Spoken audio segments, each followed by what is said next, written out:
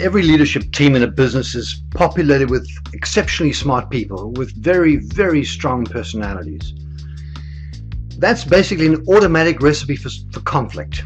Everyone knows that a degree of conflict and disagreement in a group is a very important and healthy thing.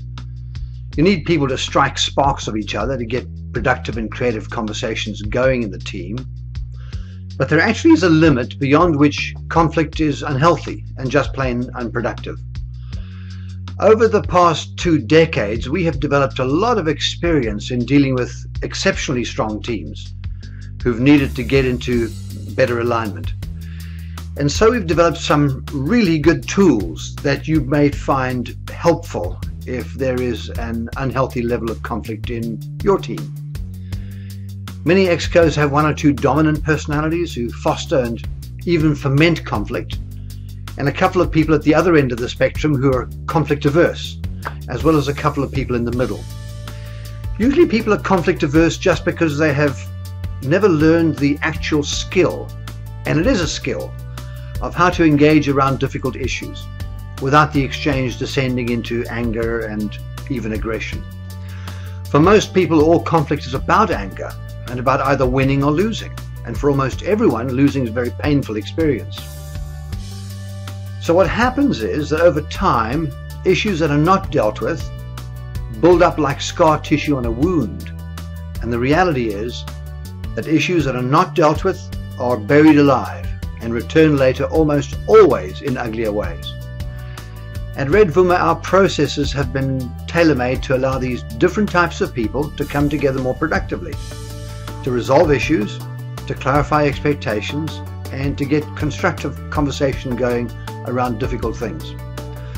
And constructive conversation, especially on thorny issues, may result in much better value-driven decisions that can be more broadly accepted by the group without the often lingering resentment that you get when things are not worked through to get to clarity.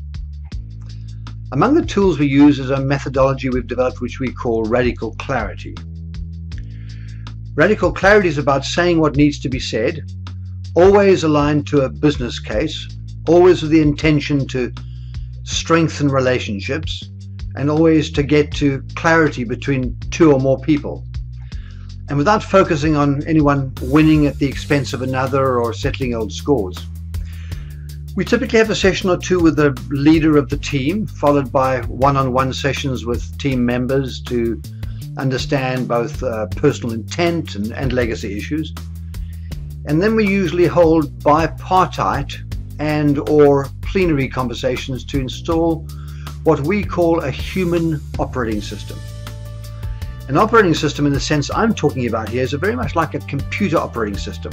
Think Windows or Mac OS, which runs in the background and which enables all of the essential apps to work.